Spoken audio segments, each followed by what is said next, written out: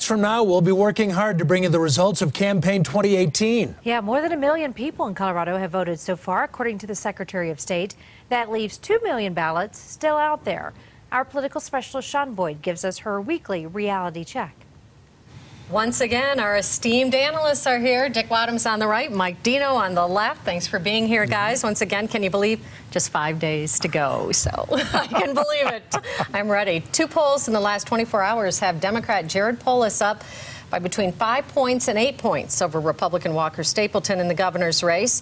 But here are the really telling numbers this election. 50,000 fewer Republicans have voted in this election than did at the same point in the last midterm. While they still outnumber Democrats, it is by a much smaller margin than in 2014. 110,000 more Republicans voted in that election. They are up by only about 900 in this election. That's a huge enthusiasm gap, Dick. Big time. Republicans have 5 days to get their ballots to the drop-off places, and that could still happen. I mean, I think Republicans only recently got energized in this election after the Kavanaugh hearings and other factors going on. The caravan in Mexico. I think so. Republicans are just getting energized, but that's a huge deficit to overcome to get to that 100,000 level. And Republicans tend to vote earlier than Democrats in these elections, which makes this an even bigger enthusiasm. Yeah, and Democrats, they're about 40,000 ahead of where they were 4 years ago. So we'll see if Republicans can do it. So Mike, how much of this is due to the Trump factor, do you think? I think it's big. If the Republicans haven't shown up now, they're not showing up in Colorado. I think that President Trump certainly has diminished a lot of their enthusiasm. And I also think that the Democrats, are ready to take some names and have some victories. And the independents are joining them. How big of a blue wave? Well, I think in Colorado it'll be pretty big. If it's really big, then I think Scott Tipton in the 3rd CD is in trouble. Really? Yeah. All the way down there? What do you think? No Dick? way. Scott, I don't doubt that Scott, it will be closer. But remember, Trump carried the 3rd district. Trump carried Pueblo in that district. There's no way Tipton's going to lose in this election.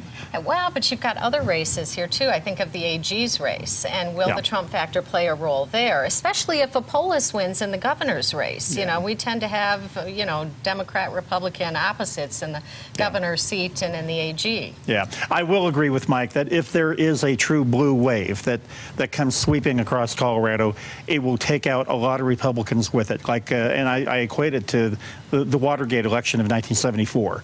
If you were a Republican, you didn't survive.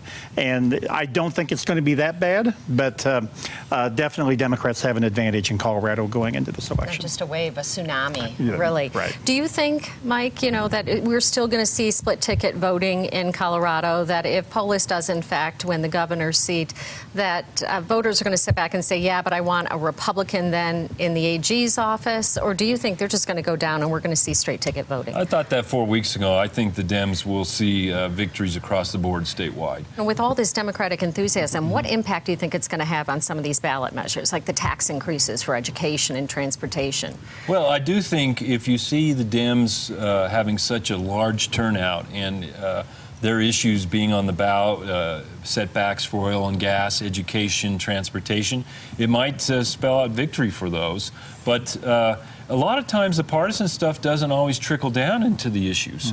People vote their pocketbooks, people vote their jobs, and people vote their neighborhoods. And so once you vote for governor and a few of the other statewides, it may not always come down to what, if you're a DRR, and what you're going to vote on 112 or Amendment 74. Yeah, I would agree. It will not be a pretty place in Colorado if 112 passes, which will just greatly hurt the economy, and Democrats will have a big mess on their hands in 2019 and 2020. Especially they take the state Senate, too, and they control all three, and state capital, all the state capital. Don't you have these elections to get in charge? So you got to do something with it. Right. It's always what you do with the power once you have it, right? That's right. Well, gosh, we could talk for the next 15 minutes here, but we will be back on election night, so that's all the time we have for now. Thanks, guys. Back to you, Jim and Karen.